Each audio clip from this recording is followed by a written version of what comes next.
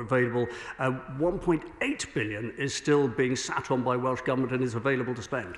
And as Secretary of State, Griffith. Thank you very much indeed, Mr. Speaker. Well, sadly, Mr. Speaker, this week we've seen the Prime Minister's utter contempt for devolution. And yet, it's only because of the devolved powers that the Welsh Labour Government was able to heed the scientists' advice and actually go into the firebreak at the time it could be most effective. Now, as the Secretary of State knows, Welsh Government called on the Chancellor to extend furlough to support businesses from day one of the firebreak. So why was it that the Secretary of State failed to secure that support for workers in Wales? And why was it only made available after England belatedly followed Wales's lead into lockdown? Secretary of State. Mr. Speaker, it's a strange question to be levelling at UK Government given the level of support that has been provided.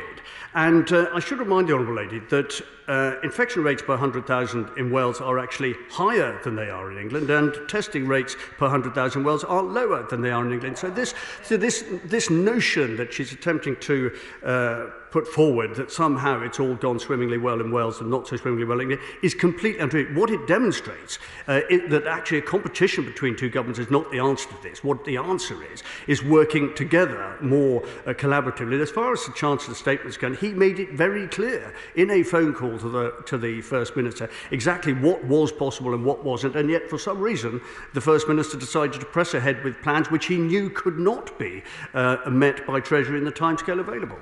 Neil Griffith. And indeed, Mr. Speaker, it is strange, isn't it, that the question is about making that support available for Wales when it really needed it.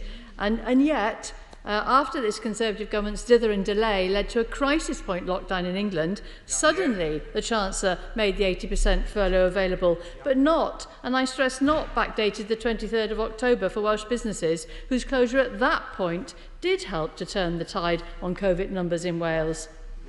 And this is of no help to workers who were made redundant because of the government's refusal up until the very last day to extend furlough. So what will the Secretary of State now do to get that furlough backdated and to give Welsh businesses and workers the support that they deserve? State. Speaker, the Honourable Lady clearly hasn't had the conversations with Welsh businesses that I've had. And I should remind her, and I'm not going to go into too much detail on this because we will be going all day, but I have pages of numbers here of contributions that UK government has made to Welsh business and Welsh employees. £1.6 billion in direct support to businesses, 401,000 protected by furlough, 1 in 3 jobs that accounts to, 1.347 billion in bounce back loans, 513 million self-employed infant security. Actually, what the Honourable Lady should be doing is getting to her feet and saying, this is why the union is important, this is why the UK government has come to the rescue of so many people and businesses in Wales and the rest of the UK, and why UK government should therefore be collaborated with and assisted and indeed thanked for some of the work that it's done. We have the first of 2 questions from Liz Suffolk-Roberts. And of course, on top of the economic hardship inflicted by the pandemic, there are only 43 days until the end of the transition period, and the replacement of key EU funding in Wales remains shrouded in mystery.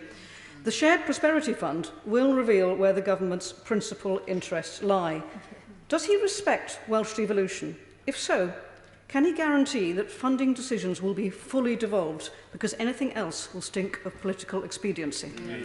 Secretary of State. Well, I'm actually, for the first time for a while, rather grateful for the Honourable Lady's question, because what it enables me to point out is that, of course, I thoroughly support devolution, but devolution does not mean simply transferring power from Westminster to Cardiff. What it actually means is getting the decision-making made at the closest possible levels to where it actually matters, which is across Wales. And this is why, as far as the Shared Prosperity Fund is concerned, I have had conversations with local authorities, I've had conversations with the WLGA and others, including Welsh Government, because in fact, it is they who should be playing a much more active part than they have so far in the decision-making and prioritisation over SPF spending.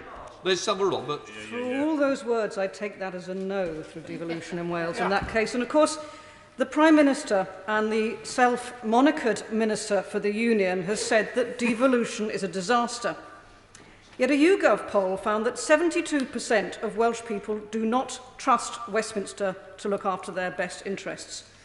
With support for independence gaining speed and traction for independence across Wales, how can the frippery of a union task force overcome the disastrous realities of Westminster's track record in Wales? Tuesday. Mr. Speaker, the devolution is only a disaster when it's hijacked by separatists and in a way that actually prevents people who expect devolution to deliver jobs and livelihoods. In fact, discover all it delivers is a pet project of nationalists to try and break off parts of the UK from other parts of the UK. And if she wants to talk about polling, I might just remind her that the last barometer poll showed that support for Plaid Cymru had dropped by 4% and support for independence in Wales had dropped by 2%. So she shouldn't get too excited about the direction of travel. Arabelle. Number 8, sir. Minister. Mr. Speaker, the UK Government works closely with devolved administrations to ensure a broad UK-wide approach in our response to COVID-19.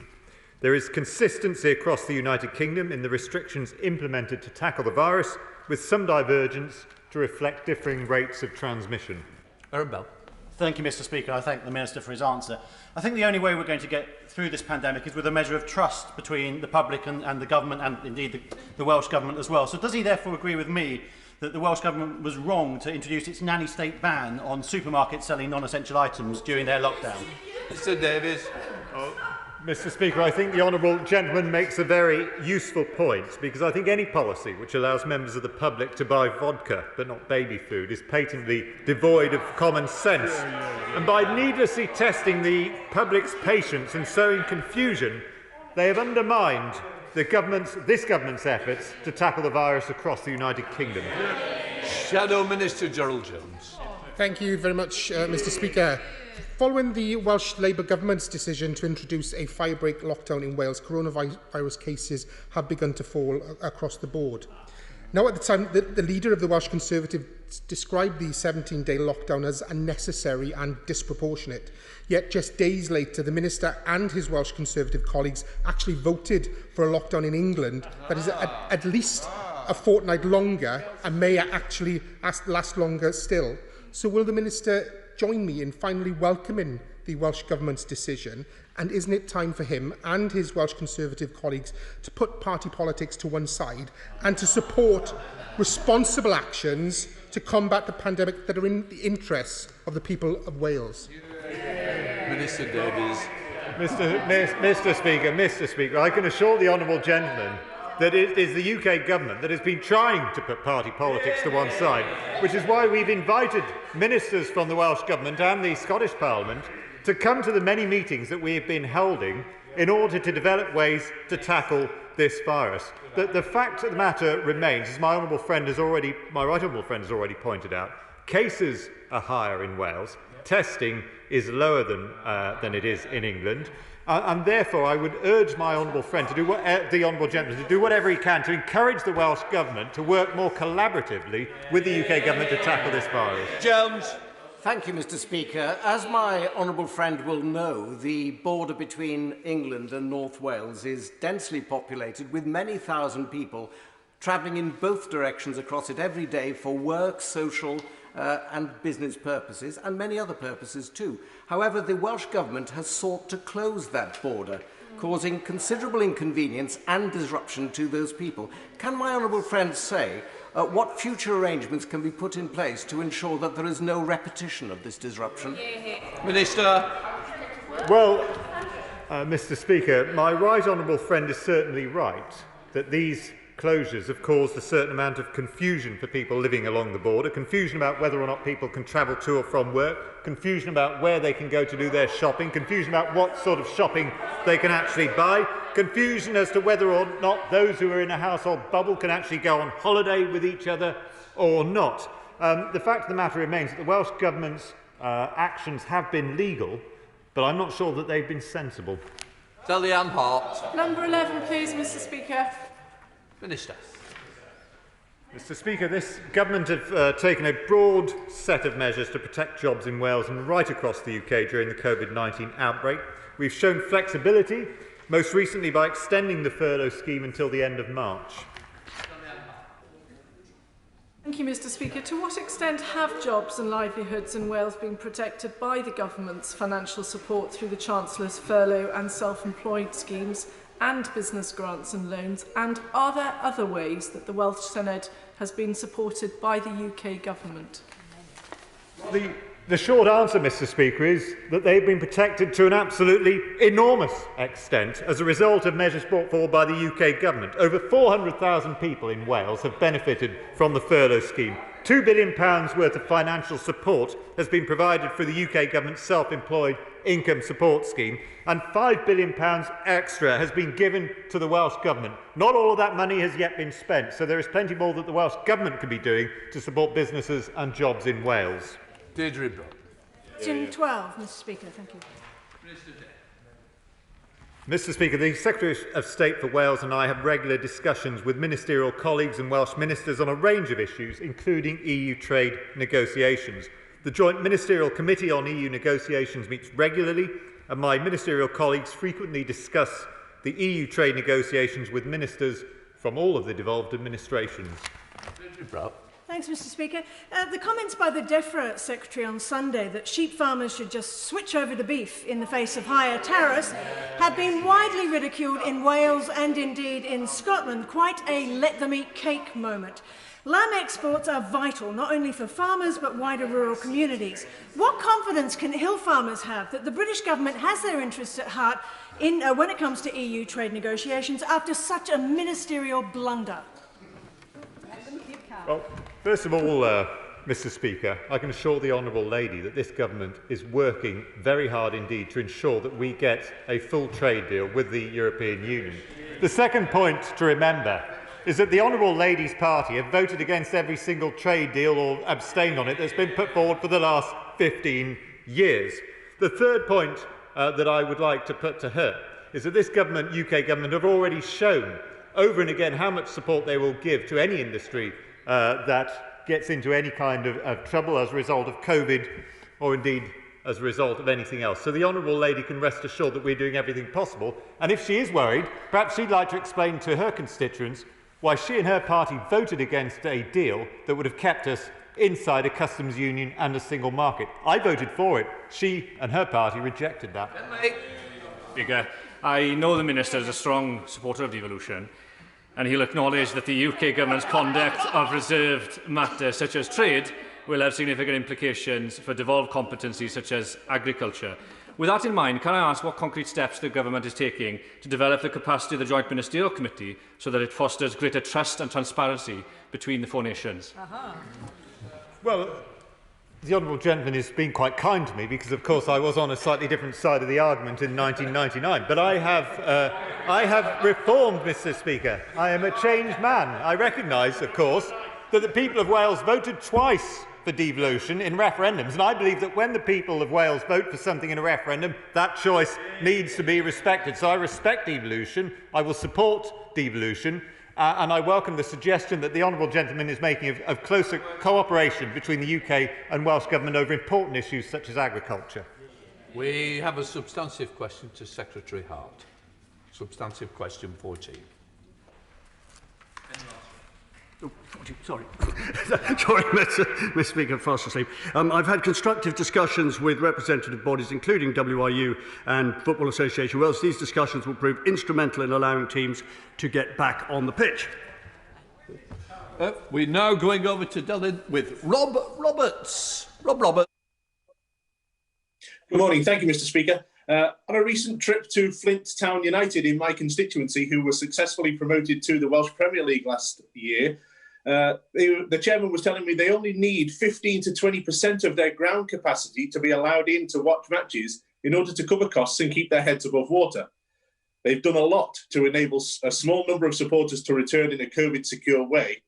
And does my right honourable friend agree with me that getting supporters back into grounds in a safe and secure way is the best way to make sure we don't lose clubs in Wales, which provide vital recreation services for all ages and also act as a focal point for the local community?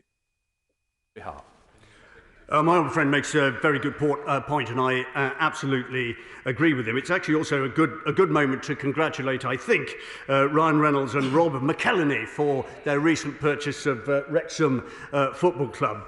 What an exciting future they have, no doubt. But his point is a good one. Of course, what we want to see is a successful vaccination programme, a successful testing programme. That will help in his ambitions, but also some funding from National Lottery and some funding from Welsh Government will ease the way to returns to complete and capacity stadiums of the sort that he wishes. Tony Antonliazzi. Thank you, Mr. Speaker. On the 10th of November, the difficult decision was taken to cancel the remaining games of the Women's Rugby Six Nations Competition 2020 due to the impact of coronavirus. Now, while we live in unprecedented times, what assurances can the Secretary of State give that international women's sport will be given the same priority as the men's, and what message does he think this gives to women and girls' sport in Wales? Thank you, Mr. Speaker. The Honourable Lady is probably the only person in the Chamber who's represented a sport at national and international level, so I take her question very seriously in that regard. Of course, there should be no disparity between the sports that she refers to, and I absolutely am with her and link arms with her in our determination to make sure that isn't the case, and that we get back to sport of all different sorts as soon as possible, as safely as possible, and we will work with her and others to make sure that is the case. Dr. James Davis. Speaker, although football matches are being played again, this is behind closed doors and there's no associated match day income. So will my right honourable friend encourage Sport Wales and the FUW to work together to ensure that clubs such as Rill in my constituency receive the support they need at this really difficult time? My Honourable, it would be remiss of me not to also give a substantial name check to Rill, having obviously given one to Wrexham. That would seem unfair. I agree with his position on the basis of his question. As I say, National League funding in England has come up with some significant funds that should be replicated in Wales, and anything we can do to get money channelled into the sport to see it through this difficult time, we certainly will be doing. We have a substantive question to the Secretary of State. Question 17, Secretary of State. Thank you, Mr. Speaker. On top of the £5 billion guarantee given to Welsh Government, we have provided an additional £1.96 billion in direct support to businesses in Wales and protected over 400,000 Welsh jobs. We've also extended the £1 million annual investment allowance to stimulate investment in UK manufacturing. Let's head up to Merseyside with Margaret Greenwood. Margaret Greenwood. Thank you, Mr. Speaker. Several of my constituents work at the Airbus plant in Broughton in North Wales. In July, it was announced that more than 1,400 jobs would be cut there, and earlier this month, we heard that there could be more than 400 compulsory redundancies. This is a time of immense uncertainty for the aerospace sector. So what action is the Minister taking to work with the Welsh Government and the Secretary of State for Business, Energy and Industrial Strategy to make sure that the jobs of my constituents are secure? Okay. Honourable Lady very appropriately points out the fact that the effect of coronavirus on Airbus has got a cross-border implication, and I'm very aware of that. That's why we're working together with the Secretary of State for BEIS, with Welsh Government, with other stakeholders, and in particular with Airbus, who have been incredibly cooperative and forward-looking. And I would like to think also very grateful for the support that has already been given by the Chancellor to the industry and to Airbus in particular. What the plan is, obviously, is to make sure there's a future for Airbus at Broughton, not just over the next few months, but the next few years too. So all of the planning which has gone into this is about a sustainable business over a long period of time, in addition to seeing people through this immediate period with the most limited amount of hardship that we can achieve. We have a substantive question to the Secretary of State. Question 18, Secretary of State. Thank you, Mr. Speaker. The UK Government has been working closely with the Welsh Government and indeed all three devolved administrations to tackle COVID-19. We have had numerous meetings. In fact, we stopped counting at 200 because it seemed that they were becoming almost so numerous as to be impossible to record. So the cooperation has been substantial. Heading over to Romford with Andrew Rosendale. Andrew Rosendale. Thank you, Mr. Speaker. I know the Secretary of State will agree that it is essential that any new coronavirus vaccine is both safe and effective and rolled out as quickly as possible in Wales and across the UK, so that we can put an end to these disastrous lockdown policies and get back to normal. So what discussions will the Secretary of State have with Welsh ministers on coordinating national vaccine supply chains and a UK-wide vaccination rollout strategy? Mr. Speaker, as the honourable gentleman knows, the importance of an equitable spread of vaccination across the UK is absolutely essential. That's why we're having regular meetings, daily meetings at official and ministerial level with Welsh Government and others to make sure that that is achieved. And as an addition to that, I can say that things like the testing regime, which has been announced in Merthyr Tydfil, County Merthyr Tydfil today, which involves 156 or 165, I think, in fact, military personnel provided by UK government, is an indication of how we are determined to act collaboratively in dealing with this disease. Question 19, please. Well, Mr. Speaker, I know how committed the honourable gentleman is to steel making from our time on the Welsh Affairs Select Committee. Can I reassure him that the UK government is similarly committed to a long-term, sustainable future for steel making in Wales? We've already met with Tata, the Welsh Government, and BEIS will continue to work with the company as it shapes its business strategy in the future. Stephen Kinnock. The Minister will be concerned by the recent news of Tata Steel selling its Dutch operations to a Swedish company. The steel industry is helping so much in this current crisis, and it is the basis of our entire manufacturing sector. So can the Minister please just give a bit more detail about what discussions are taking place with government, with Tata Steel, and when can we hear some positive good news, because we need our steel industry? Well, Mr. Speaker, I agree with the basis of the honourable gentleman's question. I can't go into great detail about what discussions are taking place, but I can reassure him that discussions have taken place with Tata and with BEIS, and that the UK government stands ready to work with all to ensure that we have that steel-making future in Wales. And if the honourable gentleman has any doubt at all, he only needs to look at the work my right honourable friend did to ensure that CELSA received a £30 million loan, a loan that has saved 800 jobs in Wales and demonstrates firmly our commitment to the Welsh steelmaking industry. We now go to questions to the Prime Minister. The questions to the Prime Minister, I will first call the Prime Minister to answer the engagements question. I will then call Anna McMorran to ask her supplementary. Prime Minister. Thank you, Mr. Speaker. I know that you've been updated by my officials on Privy Council terms on the leak investigation that you also referred to in the House on the 2nd of November. As you know, Mr. Speaker, I take this matter extremely seriously, and I commit to returning to update the House in due course. Mr. Speaker, this morning I had virtual meetings with ministerial colleagues and others, in addition to my virtual duties in this House. I shall have further such meetings later today. Anna McMorran. Thank you. This pandemic has shown how interconnected and vulnerable we are to global challenges. When we're still grappling with COVID, the climate emergency, growing hunger, why is this government reported to be breaking its own manifesto commitment and cutting the aid budget, which saves lives and builds resilience? So will the Prime Minister stop this retreat from the global stage and take this opportunity to rule that out here and now? Prime Minister. Thank you, Mr. Speaker. I can tell the Honourable Lady, I think everybody in this country can be immensely proud of the massive commitments that this country has made and will continue to make to tackling poverty and deprivation around the world. But I think they can be even prouder of the commitment that we are now making, leading the world to tackle the threat of climate change. And the investment we're making, whether through ODA or other means in tackling that problem, is second to none across the world. It is the UK that is leading the world in tackling, I think, one of the gravest problems that this planet faces. Returning to Romford with Andrew Rosendale. Andrew Rosendale.